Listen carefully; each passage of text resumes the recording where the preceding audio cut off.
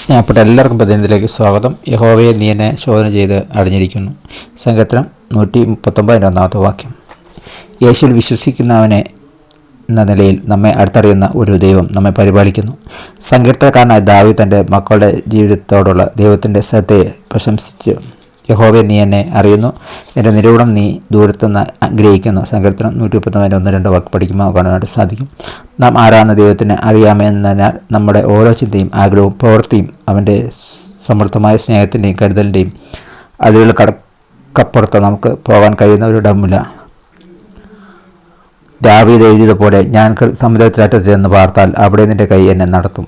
ജീവിതത്തിൽ നാം എവിടെ ആയിരുന്നാലും പ്രാർത്ഥന ദൈവത്തെ വിളിച്ചപേക്ഷിക്കുമ്പോൾ അവൻ നമുക്ക് ആവശ്യമായ സ്നേഹവും ജ്ഞാനവും മാർഗനിർദ്ദേശവും നൽകുമെന്ന് അതിൽ നമുക്ക് ആശ്വാസം കണ്ടെത്താനാകും. നിങ്ങൾക്ക് യഥാർത്ഥമായി എന്താണ് അനുഭവപ്പെടുന്നത്?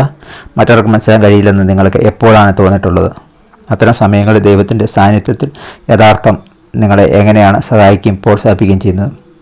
പ്രാർത്ഥിക്കാൻ. സ്നേഹമുള്ള ദൈവമേ, പലപ്പോഴും ഞാൻ തെറ്റിദ്ധരിക്കപ്പെടുന്നതായി തോന്നുകയും തടിച്ചാകുകയും ചെയ്യുന്നു.